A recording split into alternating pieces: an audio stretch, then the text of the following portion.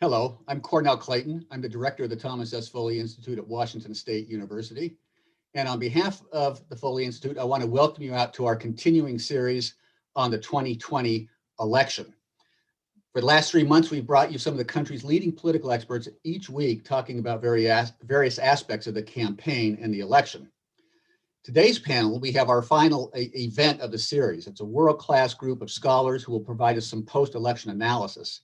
Joining us today will be Keena Lipsitz from Queens College, City University of New York, Alan Abramowitz from Emory University, and David Brady from Stanford University. I'll introduce each of our guests in turn when they becomes their turn to speak. Like our event today, our previous 13 events in this series were all live streamed to our YouTube station. And if you missed those, you can still see them there at your convenience. I want to thank the College of Arts and Sciences for their support of this series and their continued support of the Foley Institute. If you want more information about this series or any of our programs at the Institute, I encourage you to like us on Facebook and you'll receive information about our upcoming events. Or you can go to our website at www.foley.wsu. So last week, Americans voted in record numbers. It's projected that over 160 million votes were cast, representing nearly 67% of all eligible voters in the United States. That will make this the highest turnout election since William McKinley defeated William Jennings Bryan back in 1900. President-elect Joe Biden won the presidency with over 74 million votes, more than any presidential candidate in history, and many votes are still being counted. At the same time, however, Donald Trump has refused to concede. He's launched legal challenges in several states. It also appears Republicans will gain seats in the House and will pick up some state legislatures. Control of the Senate, which pre-election polls predicted would swing to Democrats, still hangs in the balances as we await 2 special elections in Georgia in January. So what happened last week? Should Democrats be elated by the election of Joe Biden and Kamala Harris, which we should also note is a historic first? She will be the first woman and first person of color to be the vice president of the United States. Or should Democrats be depressed that the predicted blue wave didn't materialize? Should Republicans stick by Donald Trump in what appears to be an increasingly desperate legal strategy? Or should they turn the page now and focus on celebrating their down ballot victories? And what about the polls? Why do they appear to have been so far off again in this election cycle? To help us make sense of some of this, we have 3 of the leading scholars of American elections. And at the risk of sounding a little bit like Donald Trump, I'd like to say we have all the best people with us today to help us sort through some of this. I've asked each of our guests to take a few minutes to provide some opening comments, and then we'll throw it open for some question and discussions. Let me remind you that unlike our previous events in this series, which ran about an hour each, we've reserved about an hour and a half for this event. So we should have plenty of time for questions and discussion after our panelists have made their initial comments. If you have questions, I encourage you to send those to me at tsfoley@wsu.edu. Again, it's email tsfoley, Tom S. Foley @wsu.edu. So to get us started, we will hear first from Keena Lipsitz, who is an associate professor of political science at Queens College, City University of New York. Keena is the author of numerous scholarly articles in the areas of political communication, political behavior, and democratic theory. Her several books include Competitive Elections and the American Voter, published by the University of Pennsylvania, Democracy at Risk, How Political Choices Undermine Participation and What We Can Do About It, published by the Brookings Institute, and Campaigns and Elections, Rules, Reality, Strategy, and Choice, published by W.W. Norton. So Keena, welcome to the Foley Institute. I'll turn the time over to you now. Great.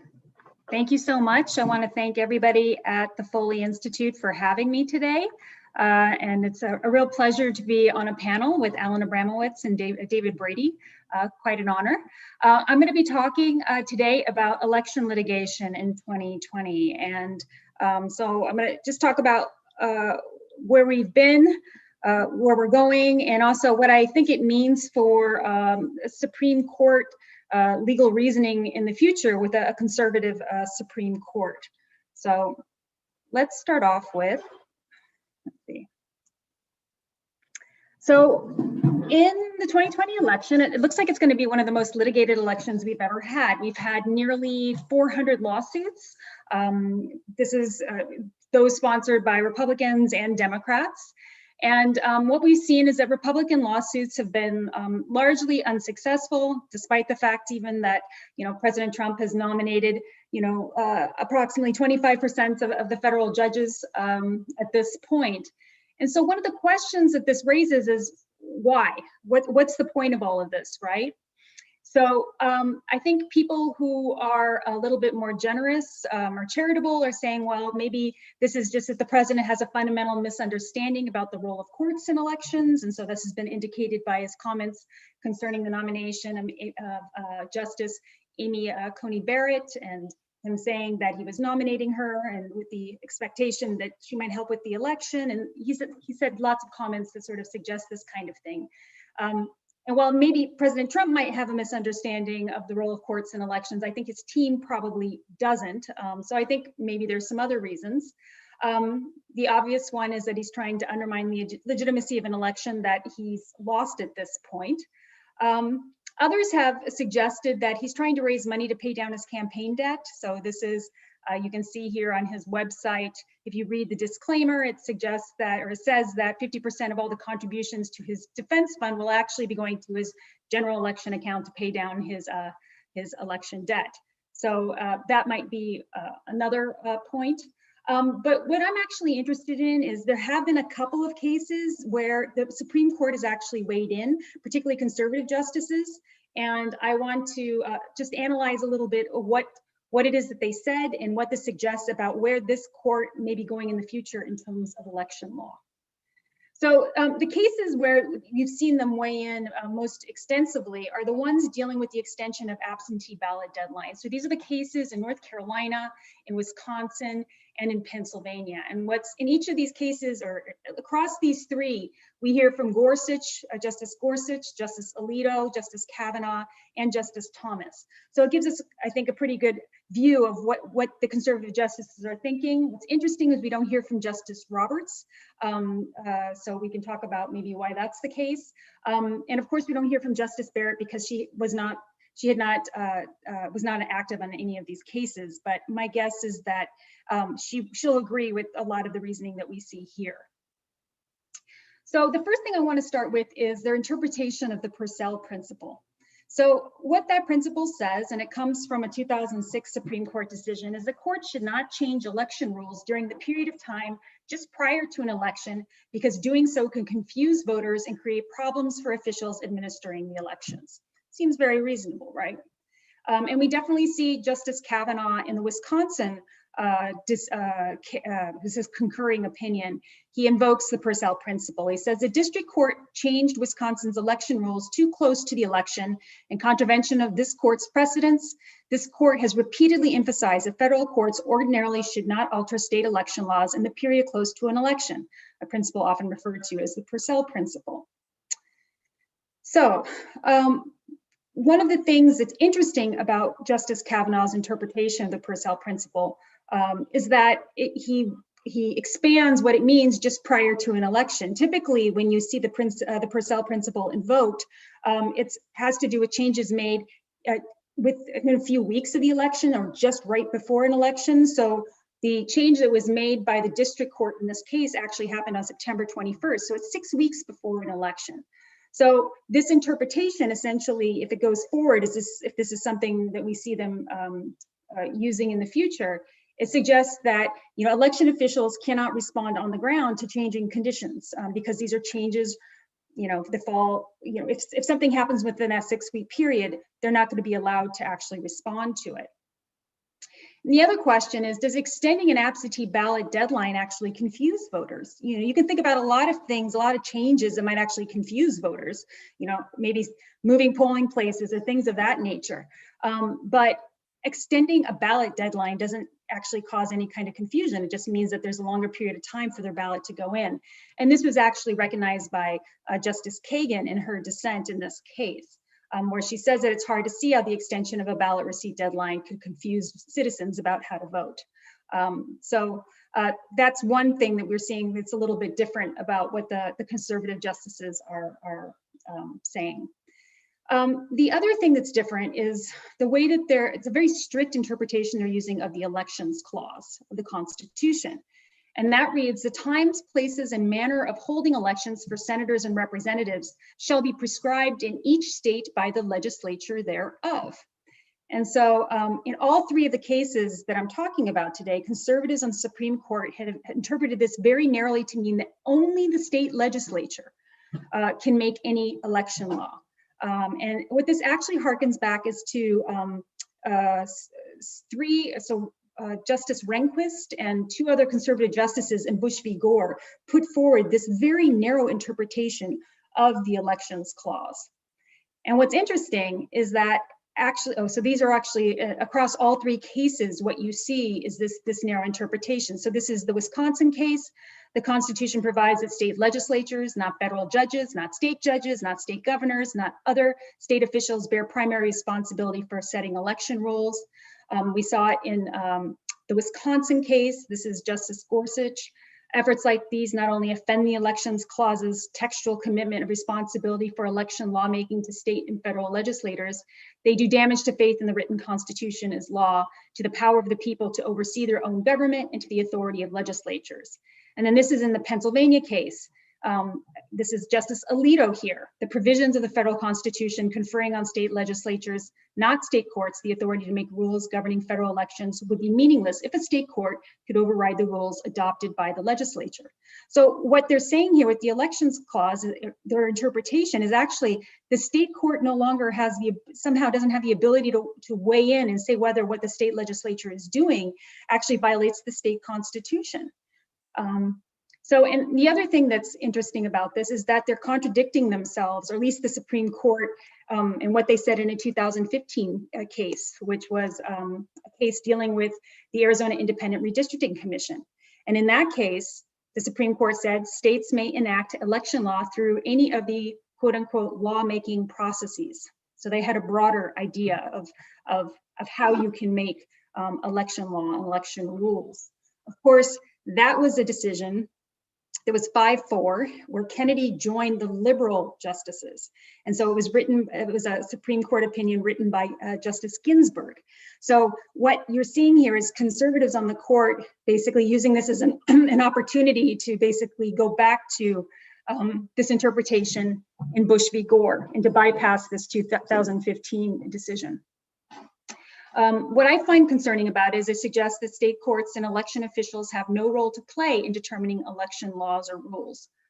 And then there's also this question of what if a state legislature fails to take action? And we saw that in Wisconsin because they don't meet full time. They actually adjourned in March 26th. And even though they were invited to come back to deal with COVID-19, to deal with what was going on with the Postal Service, the difficulty of ballots getting in, they did not meet. They could have met. And so do we count that as the state legislature weighing in doing its duty? So, and as I said, I think what's problematic about this interpretation is it ties the hands of state courts who might try to overturn laws created by state legislatures down the road. So this is where I'm almost finished. I just wanted to point out one of the things that I found a little bit distressing reading Kavanaugh's concurring opinion in the Wisconsin case is that there is clearly he seems to think that the state's interest in conducting an orderly election outweighs a voter's interest in having their vote counted. If you actually read his opinion, it's very schoolmarmish in its tone. So here's an example. States want to avoid the chaos and suspicions of impropriety that can ensue if thousands of absentee ballots flow in after Election Day and potentially flip the results of an election. And those states also want to be able to definitively announce the results of the election on election night or as soon as possible thereafter. Moreover, particularly in a presidential election, counting all the votes quickly can help the state promptly resolve any disputes, address any need for recounts, and begin the process of canvassing and certifying the election results in an expeditious manner. It's a very bloodless picture he portrays of an election, and it seems to suggest he doesn't really understand how election administration plays out on the ground and how election officials have to respond to all kinds of issues that might arise. But and I think it suggests that these kind of concerns of the state override the rights of the voters to have their votes count. That's what I find more distressing. So let's bring this back to President Trump's, what I'm calling his latest Hail Mary. This is the case where he's attempting to delay certification of the vote in Pennsylvania. And so he's arguing, once again, that voting by mail versus in-person constitutes an equal protection violation because mail ballots are basically fraudulent. And that means that the rights of those who actually vote in person, who play by the rules, basically are being infringed upon. So, I don't think that this is going to go anywhere. For a couple of reasons. One of the reasons is the courts generally frown on lawsuits brought after an election, especially when the issue could have been brought before them before the election, because obviously there were lots of mail ballots. We are aware of this issue, or Trump should have been aware of this issue before the election. But what it means if the court actually were to somehow take this case up and they were to rule in favor of President Trump is that they would have to throw out mail-in ballots across the country, declare them unconstitutional, and that's 65 million ballots. So that also makes it, I think, very unlikely. But I think going back to what I said about the interpretation that they have of the elections clause, the Supreme Court is very unlikely to to actually rule in favor of President Trump, simply because all of these laws that have instated, created mail-in ballots or absentee ballots, they've all been created by state legislatures, most of them. So it's, again, it's very unlikely that the Supreme Court's going to do anything with this. But as I started out with, the point of all of these, all this litigation is not necessarily to make, I don't know that there's really an expectation of winning. It's more to just support the notion that this is an illegitimate election. And so President Trump might be successful in that. So I'll go ahead and stop there. Thank you. Look forward to your questions. All right, thanks, Keena. So our next speaker is going to be Alan Abramowitz. Alan is the Alban W. Barkley Professor of Political Science at Emory University. He has authored or co-authored 6 books, dozens of contributions to edited volumes, and more than 60 journal articles dealing with political parties, elections, and voting behavior in the United States. He is also one of the nation's leading election forecasters and a regular contributor to Sabato's Crystal Ball. His most recent book, The Great Alignment, Race, Party, Transformation, and the Rise of Donald Trump, was published by Yale University Press back in 2018. Alan, take it away. All right, thank you very much. And first of all, let me say thank you for inviting me to participate in this forum. And I'm certainly delighted to be here on this panel with Keena and David. That was a really interesting presentation, Keena, on some of the legal issues. Let me try to start this. So I'm going to give you, this is sort of a first cut at looking at the results of the 2020 election. Some of the things that I find particularly interesting, and that are things I think we're going to continue to be looking at for many weeks and months and actually years to come.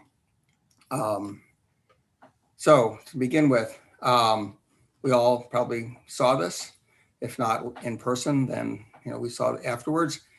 CNN calls the election after calling Pennsylvania for Joe Biden on Saturday morning. Within a few minutes, half an hour really, all the major networks, the Associated Press, even Fox News had called the election for Joe Biden. So how does President Trump respond?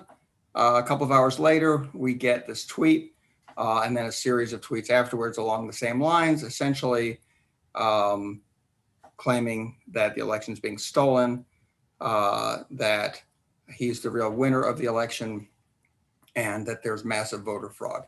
Some of the sort of claims that Keena was just talking about.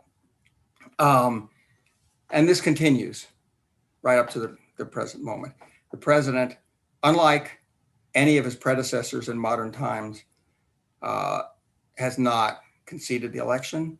has not acknowledged losing the election. So he's fostering these divisions within the country. When we look at the results of the election in terms of first of all, the national popular vote, I think it's important to emphasize here that Joe Biden actually has won this election in terms of the popular vote by a fairly wide margin. As of this morning, and I'm getting these numbers from the Associated Press, Biden has a lead of close to 5 million votes, and that's over 3 percentage points with 150 million votes counted. But we know that there are another 8 or 9 million votes still out and left to be counted. And many of those votes, the bulk of them, are in 3 places. They're in New York State, which still has over 2 million ballots left to count. They're in California, which has between 1 and 2 million ballots left to count. And they're in Illinois, which has over 500,000 ballots left to count. So over half of these outstanding ballots, almost all of them absentee ballots, are in those 3 Democratic strongholds. So we know that by the time all the votes are tabulated here, that Biden's margin in the popular vote is going to increase. And that I'm projecting, based on my analysis of the votes that have already been counted, that Biden will end up with a popular vote margin of close to 5 percentage points, or close to 8 million votes. So considerably larger than what we're seeing right now. That's a big margin. That would actually be a larger margin of victory in the popular vote than Barack Obama had in 2012 when he was reelected. See if I can get this to move here. When we look at the electoral vote, based on the states that have already been declared and based on what we're expecting to happen, although there's still some uncertainty about a couple of these states, it looks very likely that Biden will end up with 306 electoral votes. He's likely to win Georgia and Arizona. Arizona is shown as called here because it was called by the Associated Press. It has not been called by some of the other news organizations, but it looks like Arizona and Georgia are likely to end up in Biden's column. North Carolina and Alaska are very likely to end up in Trump's column. That would give us a final number of 306 to 232 for Biden, which ironically, that's exactly the same total that Donald Trump won the electoral vote by 4 years ago. Of course, Trump lost the popular vote at the same time. So Biden was able to win the electoral vote because he flipped 5 states that Donald Trump won 4 years ago. Those 5 states are the 3 states in the upper Midwest of Pennsylvania.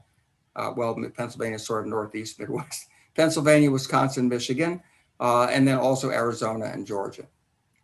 And you can see here that what's kind of striking is that although Biden's margin in the national popular vote is quite large, his margin of victory in these swing states, with the exception of Michigan, was actually fairly narrow. Now, his margin in Pennsylvania is likely to increase further. There are still a number of votes out there to be counted in Pennsylvania. He may approach a 100,000 vote margin in Pennsylvania, but that remains to be seen.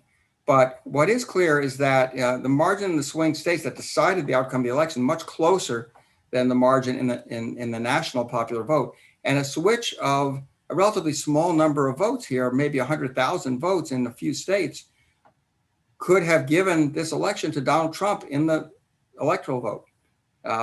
And that would have been obviously a much bigger discrepancy between popular and electoral vote outcome even than we saw in 2016, which was already a very big discrepancy, a very big misfire, if you want to call it that. So that's another interesting phenomenon that we're observing here, that the Electoral College is tilted toward Republican candidates in a way that it wasn't just a few election cycles ago. Now, quickly looking at the Senate results, Democrats picked up Republican seats in Arizona and Colorado, 2 states that looks like Biden carried. Republicans picked up 1 Democratic seat in Alabama, no surprise there. That leaves it at 50-48 with 2 Republican seats in Georgia remaining to be decided in runoff elections that will take place on January 5th right here in Georgia. We're certainly looking forward to that. All right. In the House results, as mentioned already, Democrats keep control, but Republicans are likely to gain 5 to 10 seats. This was an election in which the overwhelming majority of incumbents were reelected, very different from 2018. Democrats were hoping to pad their majority. That didn't happen. But it looks like, at least so far, only 7 incumbents, all Democrats, have lost. Democrats did pick up a couple of open Republican seats. But almost all, if not all of these Democratic losses were in districts carried by Donald Trump. So going into the election, Democrats were defending a much larger number of districts won by Trump in 2016 than the number of Republican districts won by Clinton 4 years ago. And not a large number, but a larger number. And that kind of turns out to have been, I think, a significant factor in explaining why they did end up losing a few seats in the House. One thing that we see very clearly in this election is tremendous continuity from 2016 to 2020. When we look at the results at the state level, at the Democratic margin in 2020 versus the Democratic margin in 2016 at the state level, as you can see, and I had to leave out a few states here. This is based on, I think, 48 states or 47 plus DC. A few states are still counting votes, and it's pretty clear, like in New York, that the Democratic margin is going to go up a lot. So these include just the states where I think we're pretty close to the actual final margin. The correlation between 2016 and 2020, 0.99, actually 0.994. That's the strongest correlation between the results of 2 elections when we look at this across the states that I've ever seen. 2008 to 2012 was very strong.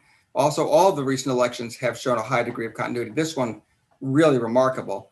If we just run the regression equation, where we try to predict the Democratic margin, that is Biden's margin in 2020, based on Clinton's margin in 2016, we get a regression slope here of 1, actually 1.01, almost perfectly in tune, and then +3. So that +3, that constant there, that shows us that Biden was adding about 3 points of margin to Clinton's vote margins 4 years ago, pretty consistently across states, very, very consistently. There are a few exceptions, like Florida, where it went the other way, but overall, I mean, we're seeing this very, very, very consistent pattern. So very high degree of continuity. So the coalitions supporting these 2 candidates, virtually identical between these 2 elections. That's what this is telling us. When we look at the winning margins of the candidates at the state level, what we see is something pretty interesting, which is that there were only 8 states where the outcome was really in any doubt, where the margin was under 5 percentage points, one way or the other. Biden won 6 of those 8 states. That was the key to him winning the election. There were 22 states, actually 21 plus DC, where it was a blowout, 20 points or more, and another 15 states where the margin was between 10 and 20 points, at least based on what we know so far. So actually, although the national margin, is fairly close, when we drill down, look at the state level, we see that most states are bright red or bright blue, and there aren't that many in that purple range. Most of us are living in strongly Democratic or strongly Republican states, and within states, actually, we see the same pattern when we look down at the county level. When we look at this by electoral vote, it looks a little different because the strongly Democratic states that Biden won easily are bigger states for the most part. So they have more electoral votes based on the number of House members they have. So Biden does have the advantage there, but you can see that he needed those 79 electoral votes from the states that he won narrowly in order to get over 270 and actually win the election in the Electoral College. I want to show you something else about the Senate elections now. One trend that we've seen in recent years that's been very clear has been the growing nationalization of House and Senate elections, growing consistency between presidential voting and House and Senate voting. And we're seeing that very clearly this year. This shows it for the Senate. It's probably even stronger for the House of Representatives. You can see there that there's a very strong correlation. It's actually 0.92 or more between the presidential vote and the presidential margin and Senate margin. You can see, though, that a couple of states are a bit off the line there. One of them is Maine. That's significant because Susan Collins had to run way ahead of Donald Trump in Maine in order to hold on to her seat, and she did. But she is the sort of the exception that proves the rule. That is very hard to do these days because there's so much straight ticket voting. And this is obviously reflecting a high level of straight ticket voting. 33 of the Senate races that have been decided so far, 32 of the 33 won by the same party that won the presidential race, 32 out of 33.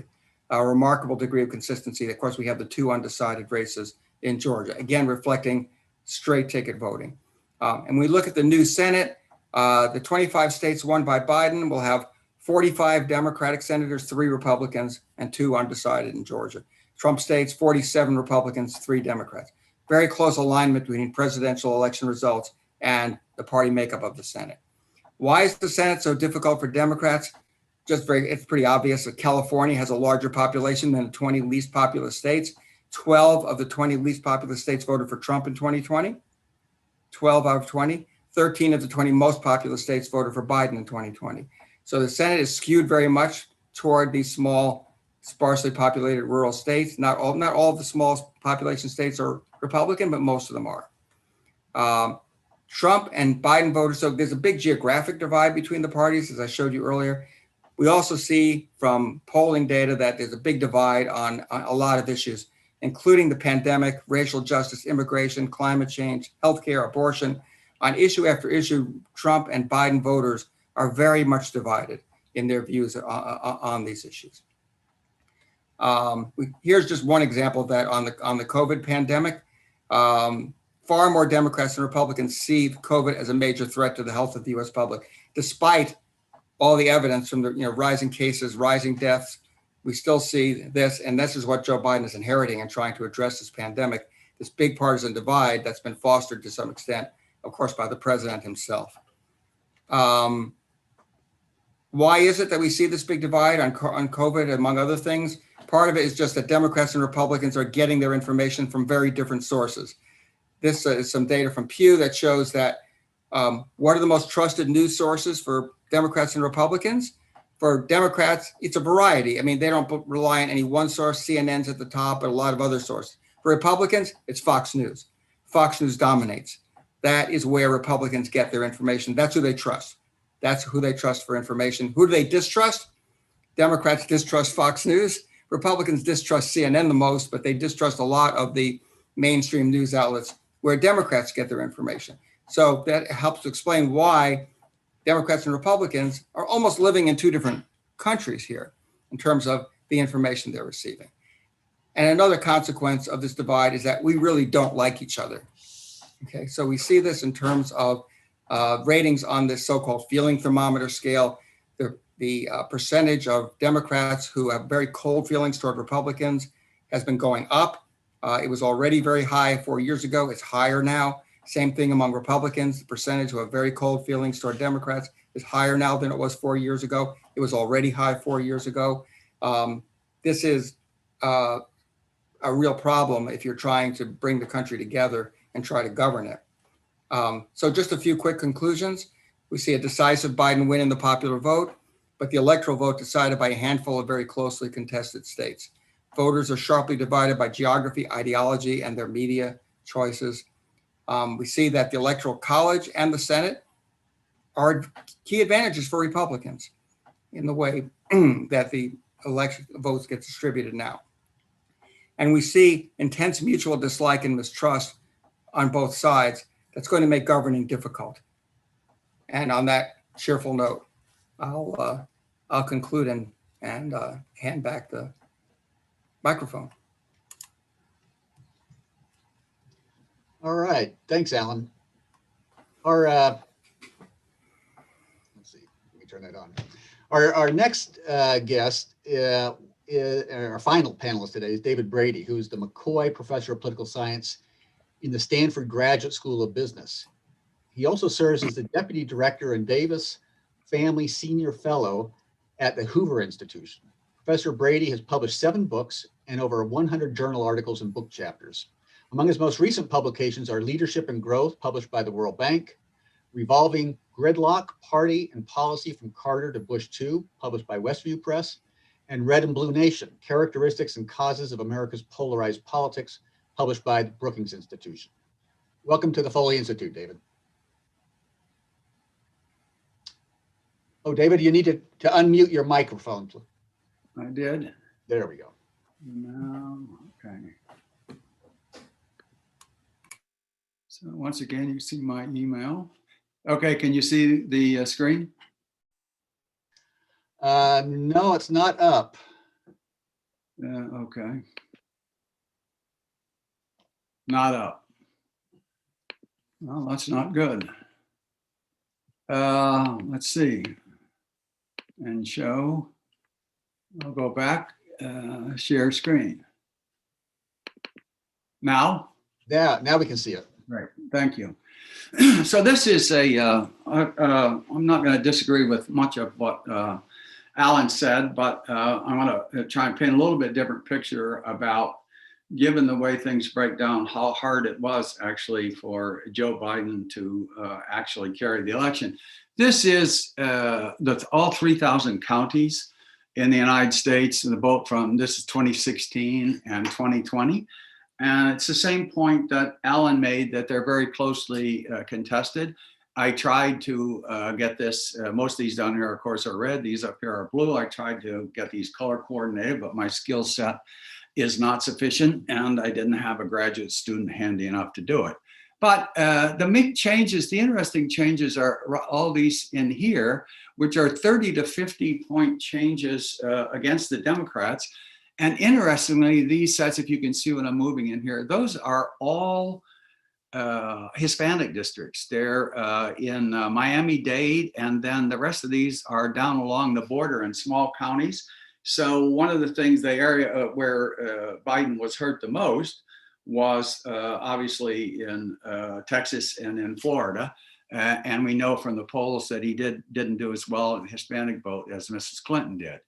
So that's first point. So it's very close. 2016 and 2020 are very much alike.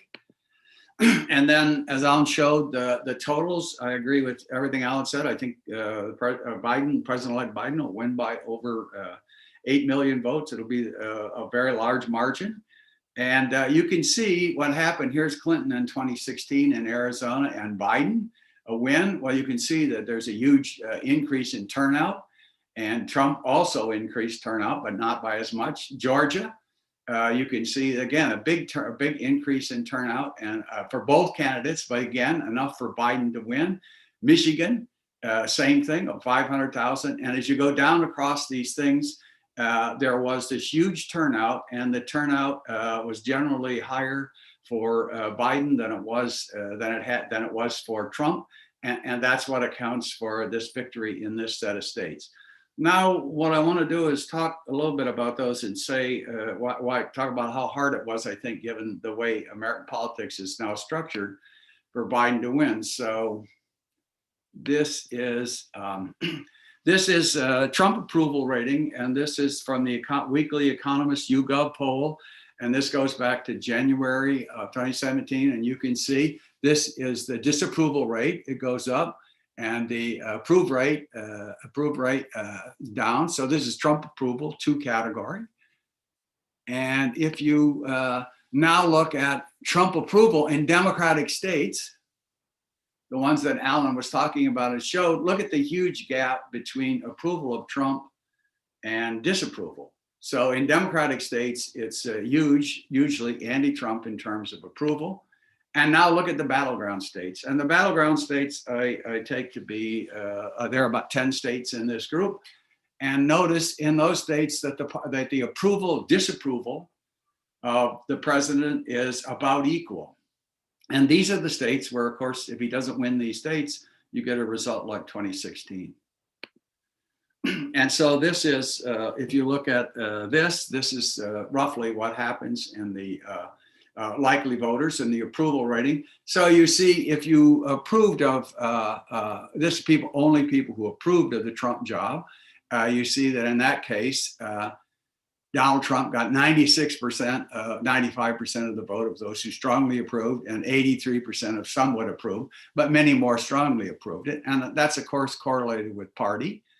And now, if you look at those who likely voters who disapproved of the Trump job, And again, very, very few, and this is correlated with party, I'll come to that in a minute, but you can see if they somewhat disapproved of, only somewhat disapproved, Trump did better among those, but among people who strongly disapproved, which is very high, 730 to 60, you can see that the disapproval rate, and that was just like the 2018, when we ran this in 2018, we found out the people who were strongly approved of Trump voted Republican, and those who strongly disapproved voted Democratic in House elections.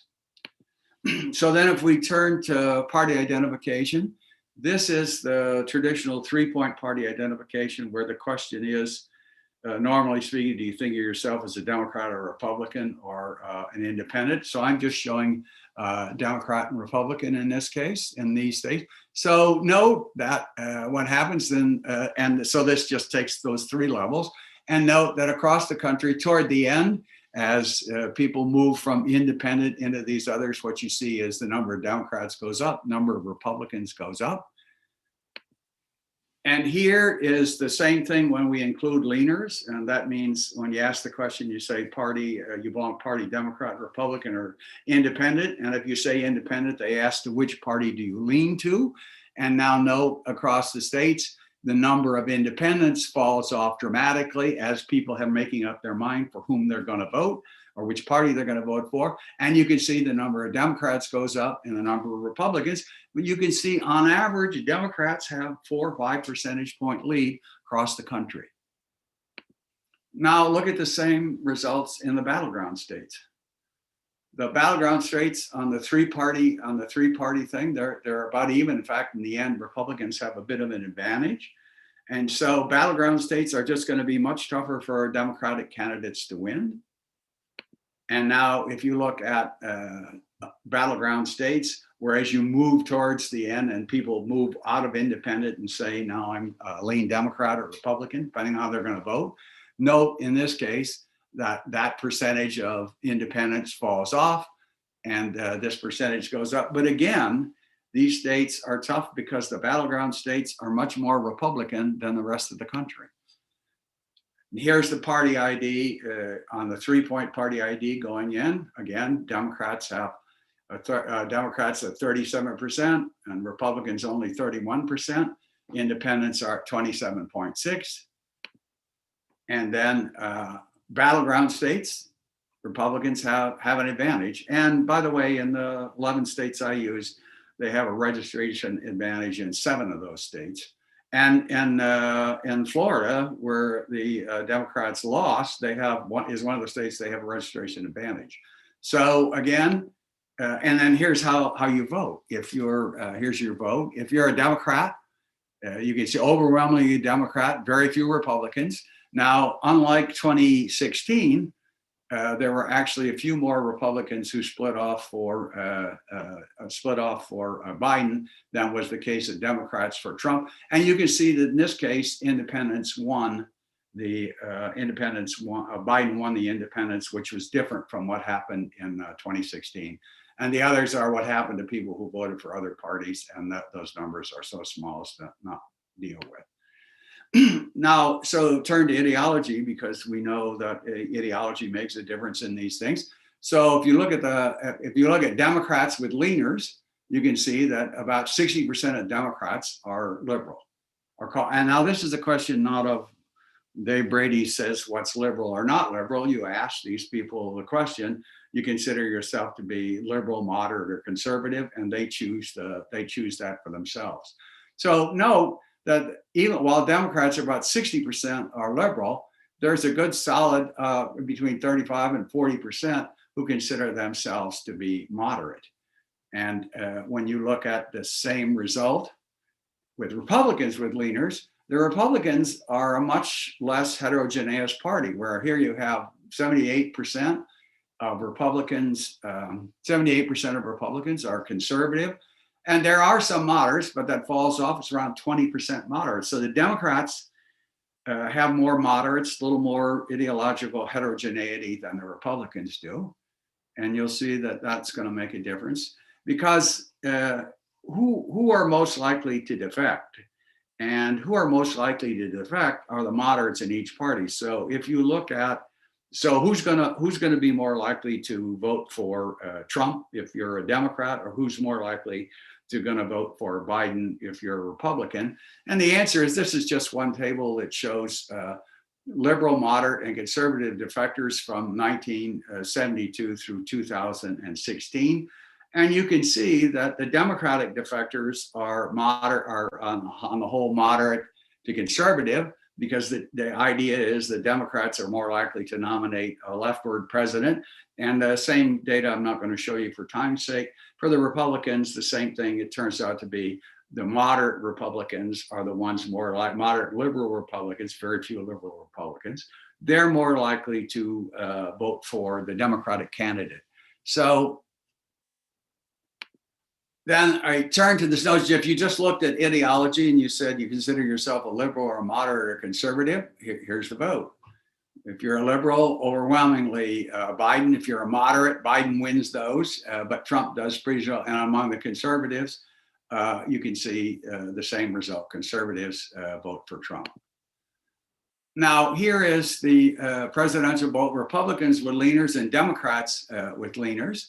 So you can see across the country as a whole that for Republicans, this is for Republicans who are, sorry, I got to move the panel at the bottom so I can see it.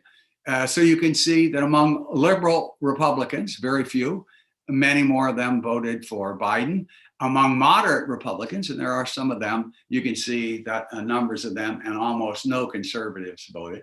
And note for the Democrats, it's also true that the only votes that Trump got came from moderate, not from liberal Democrats. But if we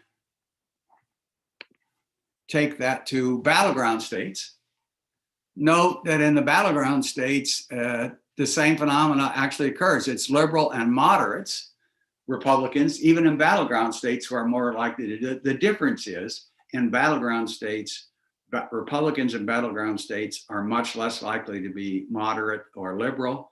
And note for the Democrats that, again, moderates in battleground states were slightly more likely to vote for Trump, or were more likely to vote for Trump than if you were liberal. And again, in this case, unlike 2016, the Biden did have an advantage here. So if you look at this, so if you actually look at the states that, oh, back up on this one. If you actually look at the states that Biden flipped, it seems to me a candidate who had been any more to the left for the Democrats would not have done well. And I think that's consistent with what happened down ballot. And so for me, it seems to me that one story that's going out, why wasn't there a blue wave? Why didn't that happen? Perhaps in the thing we can talk about what happened with the polling. But one of the things that happens in the polling is you do miss, the YouGov poll has just about the right percentage of Democrats of the total Biden vote. I think that's not going to be very far off. Where the poll was off was in the total number of Republican voters. And there it's probably going to be off 3-4%. And I'm going to make a claim that, if I can, yeah, okay. So now, if these are people, when they said they were for Biden, you ask, are you mainly voting for Joe Biden? No. 42% roughly said I'm voting for Biden. Most people who voted for Biden said I'm voting against Donald Trump. Now, if you had the Trump preference, no, 81% are mostly voting for Trump, and only 17% are voting against Joe Biden. And in battleground states where the turnout is up, you can see in this case that what happens is, in battleground states, Biden gets 3-4% more saying I'm voting for Joe Biden, less saying I'm voting against Trump. And Trump gets an even higher percentage saying, so the increase in turnout was, it seems to me, in those states, which is why the polls were wrong. It seems to me the main reason is because we don't have very good turnout models. You saw the huge increases in turnout, and the turnout was partly the enthusiasm for Trump in battleground states is quite high, But the interesting thing is for Biden, he does better. There are more people in the battleground states saying they're voting for Joe Biden as opposed to voting against Donald Trump.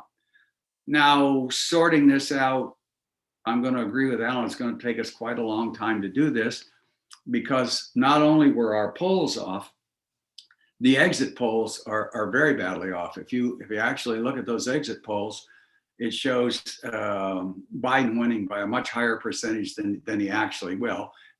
Maybe not so off in the long run, but at this point, they're still 4 or 5 points off. We'll have to have that straightened out. But my set of the story then is that while the story made why was there not a huge blue wave, I think that any other candidate other than Joe Biden would have had a much higher probability of losing this race. And so that's the story. This this shouldn't be a negative story on what happened to the Democrats. I think that Biden ran a very good campaign. And the most important point is those battleground states are not states that are very that are not very easy for Democrats to win. Thank you very much.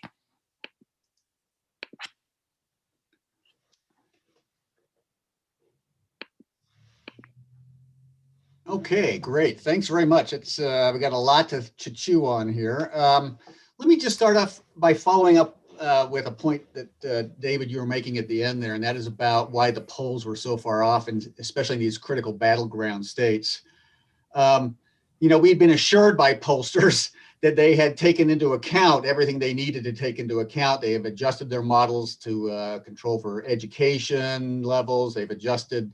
They were fielding surveys later in the election cycle in order to pick up, late breakers and all that. So what explains that? And also like you say, the exit polls seem to be way off. Well, I have this doesn't come from me, but I've been spending a lot of time talking with Doug Rivers, who was the founder of YouGov and is chief scientist at YouGov, Economist Polls. And secondly, he's one of the people that along with Steve Unsullivan and others, that does the exit polls and calls the elections for CPS. So part of the reason is, I think, first and foremost, our turnout models are not very good in terms of who turns out. We don't know that very well. The likely voter, there's a lot of different ways to do it. A second thing is that I'm just paraphrasing what Doug was talking about this morning. A second part of the problem is they don't seem to have the ability. They're 2, 3, 4 points off on identifying Republican voters, in not just in battleground states, but across the board. So they think they're 2 or 3% there. They don't know why. It could be rural. It could be now. The YouGov polls are internet, so that's different from the calling polls, and I'm not commenting on any of those. So that's the second reason, and the third reason. Maybe they have seen a fall off, and given the Trump presidency and the anti-elites, the press is against you, the polls are against you. They believe there may be some reason to believe that Republicans, even when you find them, they're not likely to respond to the polls or be in your pool. So they're working on exactly that set of issues. And I guess the last one is they're pretty sure that once again they did not weigh the high school or less, or some college but no degree distinction. They did not weigh that properly. Okay, thanks. Yeah, you want to jump in, Alan? That all makes a lot of sense to me. It looks like the Republicans made up a larger share of the voters than we expected. I don't think it's a so-called shy Trump voter.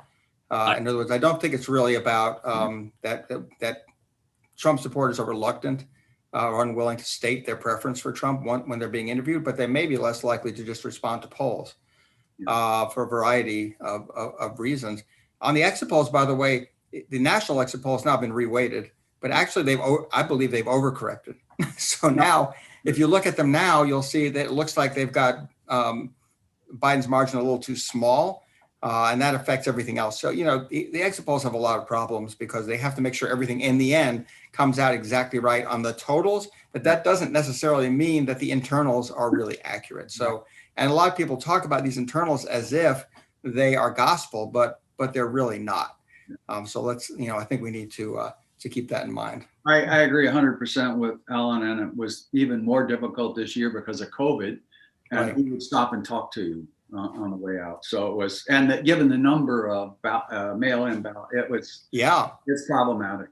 They had to do telephone polls to catch the absentee voters, and I don't know what they did about the early in-person vote, but the advantage of exit polls has always been that you knew that the people you were interviewing were voters, but that's not true this year because 60% or a majority at least of the vote was cast early or absentee, by far the highest percentage ever. And the other, just related to all these issues with polling, the response rates are very low. Anytime you have very low response rates, that means that if you have slightly higher response rates, even very small differences in response rates across different demographic groups can really skew the overall outcome. Yep. Keena, did you want to add anything to that, or?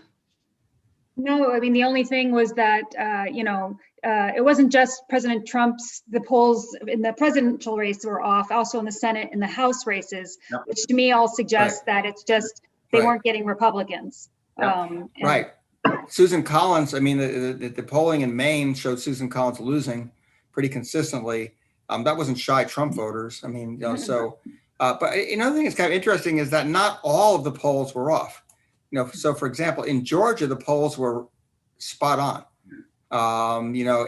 Almost every poll toward the end showed a neck and neck race between Biden and Trump, as well as for the Senate seat number one, that was the 2-candidate race. And that's the way it turned out. So, and there were other states where it was fairly accurate as well. So it wasn't everywhere, but certainly a lot of the states, especially swing states, where it was pretty far off. So as long as we're on sort of predicting elections, let me ask one other question, and that is about these models that we've been using in political science for some time now, the so-called fundamental models that predict outcomes based on economic performance or how competitive primaries are, things like that. They seem to be having increasingly less utility. So I wonder if you comment on the future of those. Maybe Keena, you want to start, and then Alan can jump in, or. I think there are other people who are far better positioned to talk about forecasting models here.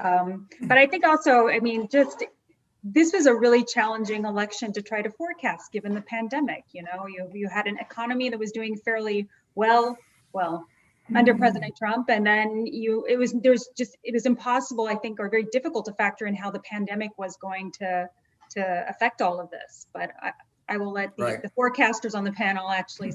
I was trying to save them. So. Well, you're right. I mean, no, I think Keena's right about that. So one of the fundamentals that almost all forecasting models incorporate, at least political science forecasting models, is some measure of economic conditions. But you had to sort of throw those out the window this year because if you like in my previous model, I used the change in real gross domestic product in the second quarter. Well, the change in real gross domestic product in the second quarter was minus 33 on an annualized basis. Well, you can't plug that in. I mean, you just, would have predicted a landslide victory for Biden, and we knew that wasn't going to happen. So, I mean, clearly it wasn't the usual kind of election where voters weren't blaming Trump for the terrible economic downturn because they understood that this was a direct result of the pandemic. Now, they also were not happy with the way Trump handled the pandemic, so that did, I think, enter into their assessments of him. So, and the other factor that's changing over time, I think, is growing partisan polarization that's weakening the effects of any of these sort of short-term factors like the economy, or the normal incumbency advantage that first-term presidential incumbents have. I think Trump didn't get that, and he didn't get it, I think, both because of things that have been happening or before it preceded him, growing partisan polarization. There's less, voters are not willing to cross party lines to vote for an incumbent of the opposing party. We see that in House elections, we see that in Senate elections, and we're seeing it in presidential elections. So you're not getting that sort of benefit that we normally do. But with Trump, I think that was even more true because in my view, Trump didn't even try to appeal to voters across party lines. He didn't try to expand. He didn't do what incumbents normally do. incumbents, especially when you come into office having lost the popular vote, you know, and you got to think, boy, what he should have thought to himself was, man, I was really lucky. You know, I pulled an inside straight here by winning these 3 states by such narrow margins that gave me that electoral college win. And I've got to, if I'm going to get reelected, I can't count on that happening again. I need to expand my base. I need to reach out beyond my base, pull in some more independents, pull in more kind of moderate to conservative Democrats. He didn't even try to do that. You know, his whole strategy was just appeal to his own base, and, you know, keep appealing to his base, have these rallies, try to energize his base, which he did, but it wasn't enough. And guess what? He's still doing that. That's a very good summary. The fact is that people more and more use their party affiliations to say how the economy's doing. So, and we, a couple of us here have a paper on that showing that that's changed over time. Alan's writing it. This president makes it hard. That's a good summary, and I don't really have anything to add. Okay. So I don't know what's going to happen to the forecasting business. I would say that one of my former colleagues had this model where he thought because Trump did so well in his primaries, he had no real primary opposition, that guaranteed that he would win easily, and that, you know, obviously didn't work. So throw that out the window. Yeah. So Sulani Matson asks a question about litigation and whether it's not only inevitable, but maybe desirable, given how polarized things have been since Trump got elected and the contestation about whether he was legitimately elected or not legitimately elected. Is this a good thing or is it an inevitable thing that we have litigation now challenging a Biden presidency? So the question is, is it good to be that we're turning to the courts to somehow resolve these things, as opposed to, I think it's just indicative of the fact that that this country is so polarized and torn apart that we're ending up going to the courts to try and settle these things for us that should be settled by our elections. So I don't know that it's a good thing. I think it's about polarization, and that's why we're ending up there. I would just add to that it's better than people going into the streets and you know, and there were fears that if Trump lost the election, that some of his supporters might, you know, take up arms. Might still get there. It might. I never thought that was very likely, but and the other thing to keep in mind here is that this is what Donald Trump does. He sues. Right. Yeah. So it's not just about this. He sues all the time. It might be a good thing if, as a result of it having gone through the courts and the recount in Wisconsin, that none of these recounts never change anything. Right. In 2016, when they recounted Wisconsin, it did change. Trump got 122 more votes, I think. Right. Outrageous was, but it might be a good thing if, who knows, if it goes through the courts and the recount, more people accept the result, then that would be a good thing. But it's not clear to me that that's what will automatically happen. Here's what's really kind of crazy right now, how far this has gone. We have our 2 Republican senators who are both running in a special election are now attacking the integrity of the Republican Secretary of State, who's in charge of running our election in Georgia. And both of them were saying that he needed to resign, apparently because he didn't produce the right result. You know, and of course he's not going to resign. And David's exactly right. The recount isn't going to change the outcome of the election in Georgia either. It might switch, a few dozen votes, but it's not going to change the outcome. I saw the average, a study I saw that said the average in the last 20 or 25 recounts that they did in the paper, the average is 300 votes, 330 votes or something. Right. So only if we had like Florida 2000 would it matter. Yes. Yes. Okay. So I have a question for Alan from one of our listeners on YouTube. What impact does a marginally successful third-party candidate like Gary Johnson in 2016 have on the election in critical swing states? Do third-party candidates cost Democrats the Electoral College? Well, one of the more interesting things that happened in this election is that the third party vote was way down. So it looks like in the 2016 election, I think the total vote for all third party candidates, it was Libertarians were the first, Greens, and then other minor parties got about 6% of the total vote. And this year it's going to be less than 2% of the total vote. It's hard to say how the third party candidates affect the outcome. In 2000, a lot of people thought, Ralph Nader probably cost Al Gore the election. He got a lot more votes in Florida, for example, than the margin between Bush and Gore. But we also know that a lot of those Green Party voters in 2000 probably would not have voted at all if Ralph Nader was not on the ballot. And I think the same thing is true this year. Now, we're going to have an interesting test of this in Georgia because we're heading toward a runoff election in our Senate race 1 between Ossoff and Perdue because a Libertarian candidate got over 2% of the vote, between 2 and 3% of the vote, and that was more than the margin. Now, the question is, in the runoff election, which will take place in January 5th, who will vote? What kind of turnout are we going to get for that? I think it'll be much higher than usual for a runoff election, but not nearly as high as the general election. But what happened to these Libertarian voters? We tend to think, well, Libertarian voters are probably more likely to vote Republican, just like Green Party voters are more likely to vote Democratic. But the other thing we know about those third party voters is that some of them are protest voters. They're not necessarily voting because they actually agree with the principles or policies of that third party. Some of them are just unhappy with the two major parties.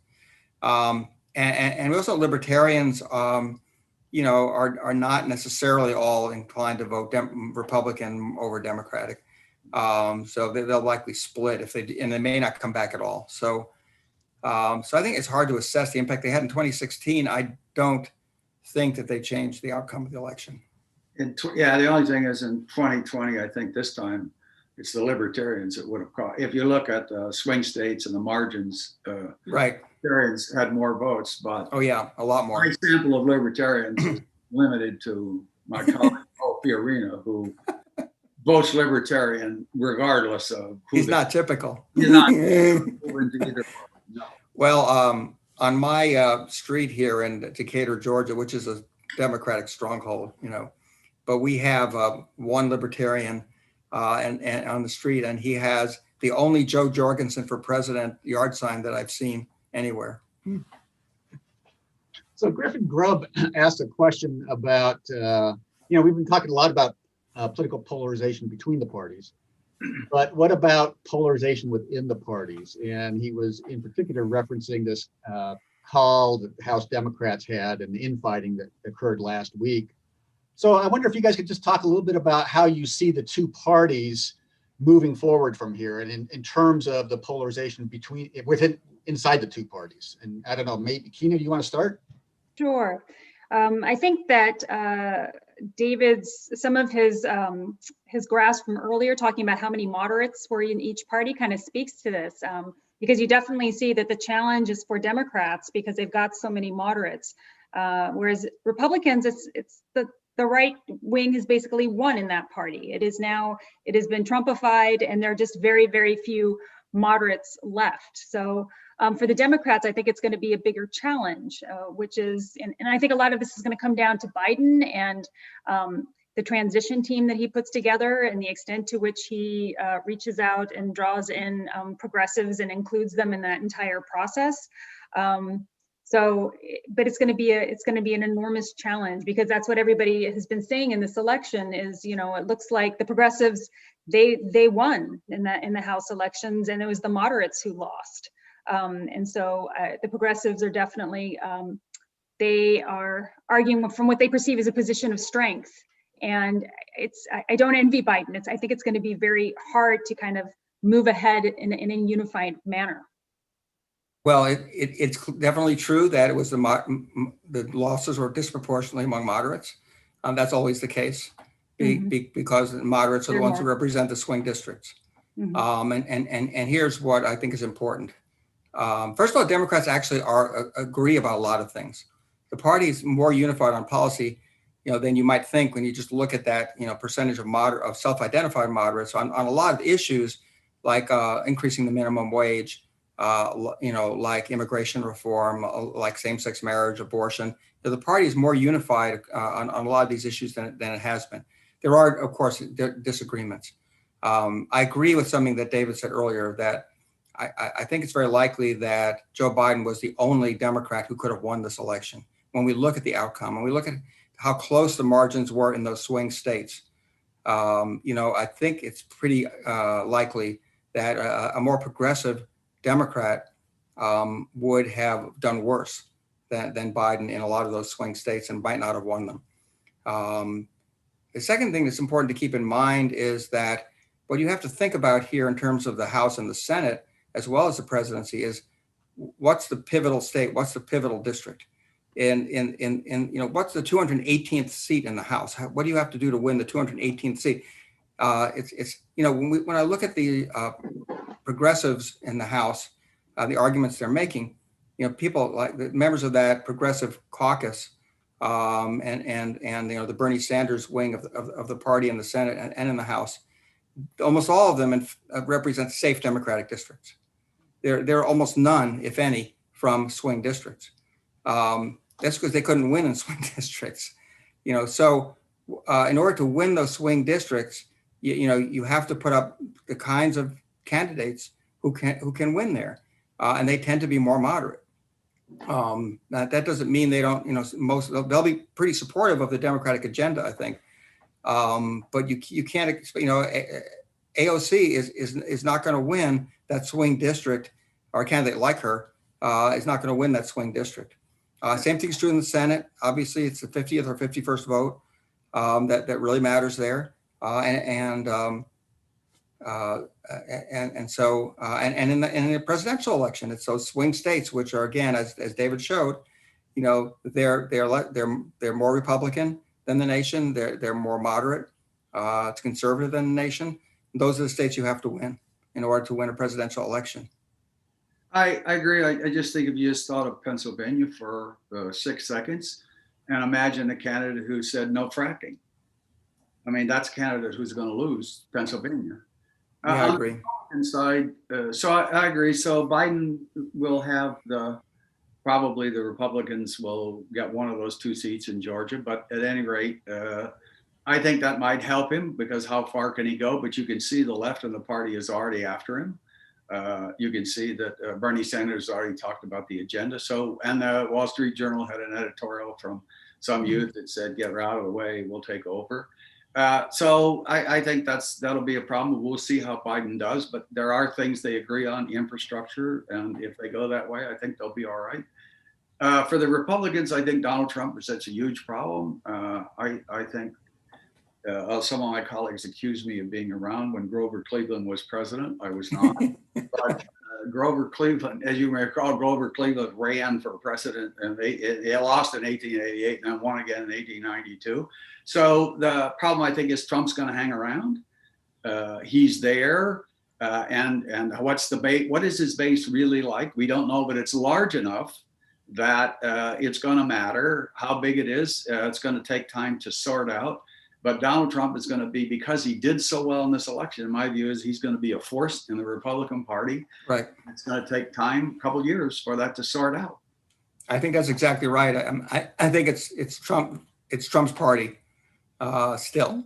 If he had lost decisively, if it had been a blowout election and a lot of Republicans in the House and Senate had gone down with him, it would have been different.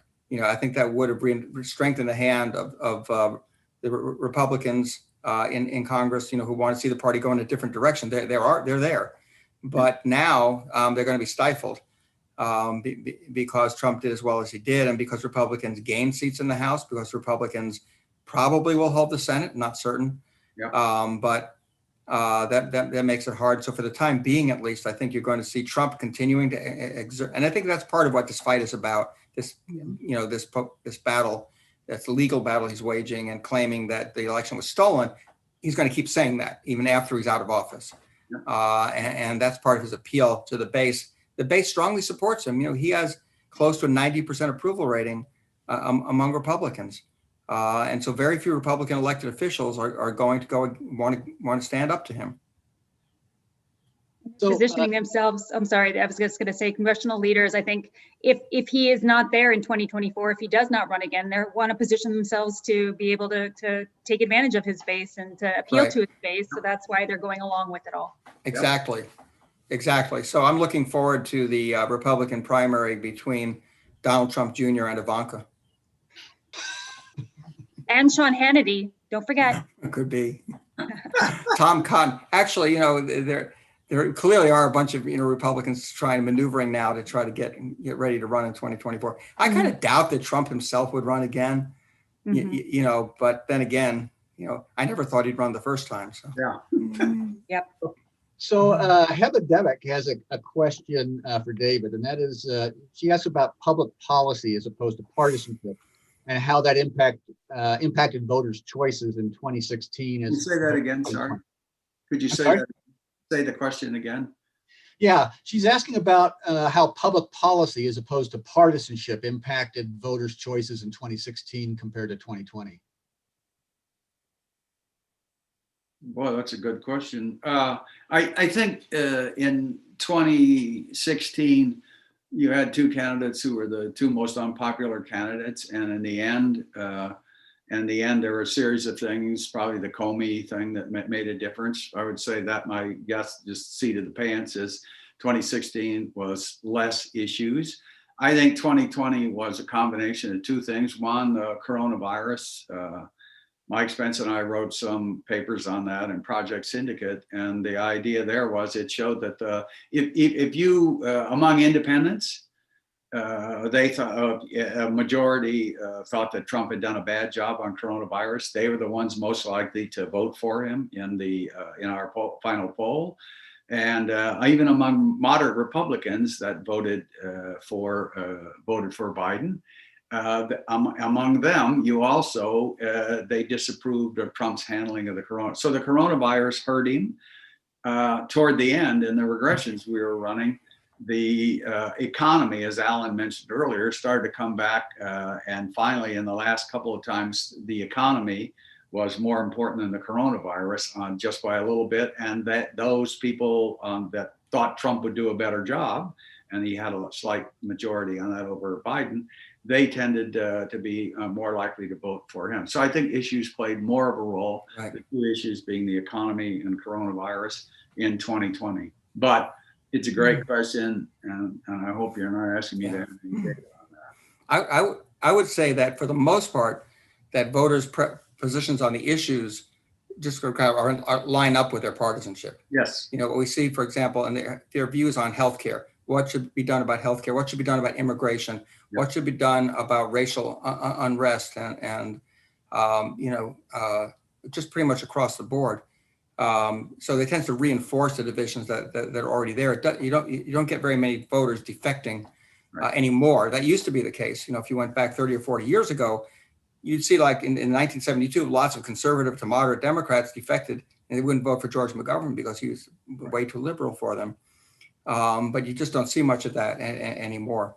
No, but in close races, I'm just saying, the close ones, the coronavirus hurt Trump. Oh, yeah, it did. But I agree with that. They should. Alan's absolutely right. Issues, they're so aligned with the parties now. The party generally predicts how you're going to vote.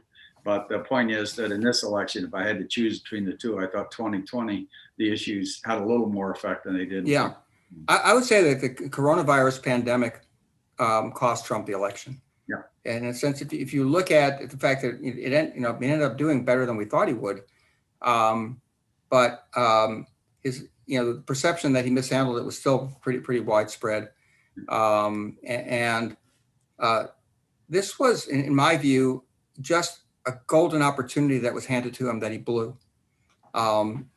If he had taken this seriously and had really made an effort to lead the response to this, the way leaders in other countries did, the way Angela Merkel did in Germany, the way Trudeau did in Canada, the way many other leaders in other countries did, and we saw they benefited from it. They got that rally effect, and Trump got a mini rally. Yes. Back in the I guess it was the spring or end of March.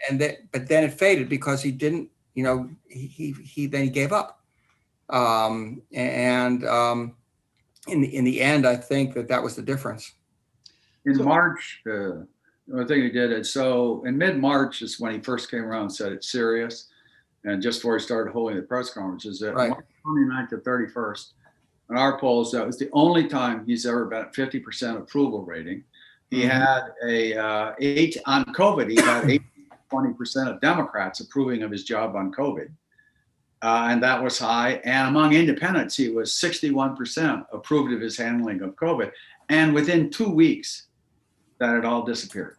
Yeah, he just seemed almost incapable of taking it seriously and really trying to lead, because you know what? Trump, he doesn't care about governing. So this is the fundamental problem that he has, I think, is that when you win an election, they talk about the distinction between you're in campaign mode and then you're in governing mode. Trump never switched into governing mode. He's still in campaign mode. And so he never took the responsibilities of the presidency of governing seriously. And this was the biggest challenge, the biggest crisis to confront this country and the federal government in decades, right? And, he just failed miserably. And in the end, the only thing that helped him a little bit was partisanship, just the fact that even as badly as he handled it and as terrible as the outcomes have been in the United States and continue to be in the United States, Republicans will still stick with him for the most part on that and say, yeah, it's going okay. The Republicans still do. We did get a bit towards the end when the outbreak started in Europe again. We did get some respondents and focus groups in that saying, gee, maybe he didn't handle that bad. Maybe it wasn't, with the exception of Germany, where it didn't come back to that extent. But I just said, right. In some of the groups, it looked as though what happened in Europe gave Trump some leeway on that. So because it was going badly there too. That's right, exactly. Yeah. Let me follow up on the COVID and how it's impacted our election going forward, because clearly, we had a number of our viewers that were asking questions about this, how it impacted the campaigning, but also how it impacted our turnout. We had 100 million votes cast, before Election Day for the first time in our history. Mm-hmm. So 2 questions. One is, are we likely to see that continue? Are we going to have a shift towards mail-in balloting across the country in the wake of this? And to what extent do you think that the mail-in balloting actually drove up the turnout rate? Is that what is responsible for the turnout, or is it simply partisan polarization? Well, we didn't have it in 2018, and 2018 off-year elections were the highest in 50 or 60 years. I think so. Part of the reason is Donald Trump gears up strong emotions on both sides, his supporters and those who don't like him. So that was part of it. Then plus the mail-in vote did increase turnout this time. But a large part of it is Donald Trump and the strong feelings he generates on both sides of the aisle. Yeah, I agree completely with that. We saw record turnout in the 2018 midterm elections before the pandemic. So I think people were determined to vote for or against Donald Trump, and the availability of absentee and early voting just made it a little bit easier. And people wanted to vote early because they felt so strongly. So part of the reason for all the early voting was not just the pandemic, it was about people highly motivated, and therefore they wanted to vote early, as soon as they could. Lots of people I know were just waiting to get their ballots, to take them to those drop boxes or to go to the polling places the first day of early voting. When we had the first day of early voting here in Georgia, we had long lines. And it was kind of crazy because we had many, many more days of early voting. And in fact, what happened was after a couple of days of that, it really died down. And, we had still a lot more early voting, but there was no need to wait in a long line on the first day. But so many people really wanted to make sure that they got there and cast their vote as early as possible. Can I just say something about, but moving forward, I think it's quite likely that in these states, particularly where they have Republican trifectas, they control the state legislature and they also control the governor's mansion. I think you're going to see a retraction, like a contraction of basically access to voting. So they're going to cut, we saw this after Shelby, County v. Holder, that Supreme Court decision in 2013. We saw this in North Carolina. But I think, in places like Pennsylvania, where actually the Senate or the state legislature back in March, was it SB 77, where they actually made absentee balloting basically easier before they knew that President Trump was going to say, oh, don't use absentee ballots. But I think Republicans have learned something from this. And so they might shorten early voting down the line. They might make it harder to do mail-in ballots or absentee ballots. They might go back to requiring excuses. Who knows? I think there were some lessons here that the Republicans will take to heart. And so just to show how insightful that comment is, Lindsey Graham today came out with a comment that unless Republicans get a handle around mail-in voting, we may never win another presidential election. So you're right on. Yeah, I think that's exactly right. I'm not sure it will actually end up helping them very much, because again, I think that without that, even if they make it harder, and I still think if people are motivated enough, they're going to vote. Yeah, and every time they try to, in Wisconsin, when they lost on extending the deadline, Democrats got out there and were like, okay, let's do voter education. And so there's this counter mobilization that can compensate for it. Yeah. Yeah, exactly. And that's what will happen. So we probably have time for one last question. Karen Barron and a couple of other viewers have asked about the role of race. And it seems pretty clear at this point that the Republican share of white vote has remained pretty stable. The Democratic share of the vote of Blacks and Hispanics continues to be overwhelming, but Trump did cut into both the Black and Hispanic vote. So what do you guys think's going on there? Well, on the Black vote, it was not Black women, it was Black men where he increased the vote. And on the stuff I showed on the Hispanic voting, the ones where the greatest swings were in the Miami-Dade area. And then all those other districts were right along the border in Texas. And we haven't fully analyzed it yet, but that's a rather common problem. First generation immigrants are much more likely to be opposed to more immigration. So we don't know. And then the other hypothesis is in Miami-Dade, et cetera, it was the Cuban and Venezuela populations that bought into the socialism argument. So we don't know, we haven't followed through, but we do know those counties that it happened, and Doug Rivers and they're out there surveying those people right now to try and see if they could determine what were the issues that drove it. Yeah, I think that's exactly right. And I would say though that overall, I actually think Biden actually did get a larger share of the white vote than Clinton did. Certainly, we saw that in Georgia. The Democratic share of the white vote appears to have gone up from 21% 4 years ago to about 29% now. That's very significant. And it's white college-educated voters mainly. He made some inroads even among non-college whites, but white college-educated voters trending Democratic. But I do think long-term, even though Republicans may have made some modest gains here among non-white voters in this election, the long-term shift of the country toward an increasingly diverse electorate, where the white share of the electorate is going to continue declining for decades to come, and the non-college white share of the electorate in particular is going to continue declining for decades to come. That's a real challenge for the Republican Party, in the long run, even though they did better than expected in this election. Two quick comments. One, can I add something? Can I jump in first and just say? I just wanted to say something. I think there's some interesting lessons that we can take away from Arizona and Georgia. Arizona with Latinos and Georgia with African Americans.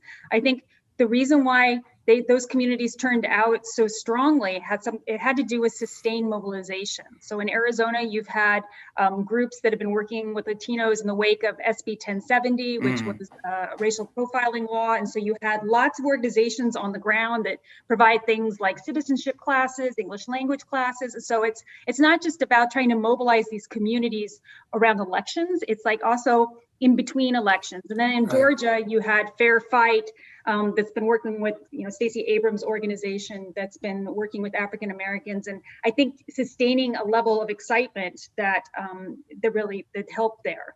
So I think that's a lesson for Democrats moving forward if they want to, compensate for the little bit that happened in this election.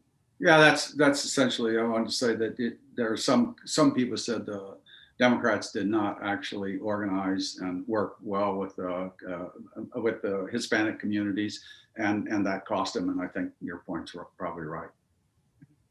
Okay, well, I'm afraid our time is about up. Before I thank our guests, let me remind you all that this is the last event in our series on the 2020 election, but our series on race and criminal justice continues next week on Tuesday, November 17th at 4 p.m. We'll have a conversation between Emory, who's a author and former incarcerated individual, and Victoria Pratt, who's a chief judge in the state of New Jersey, talking about different perspectives on race and justice. But now we had a wonderful conversation today about the election. It's a perfect wrap up for our series. I really appreciate the insights of our panelists. I hope everyone joins me in thanking Keena, Alan, and David for this conversation. And I hope to see you all next week at our next event. Thanks again. Thank you. Thanks a lot. Bye-bye.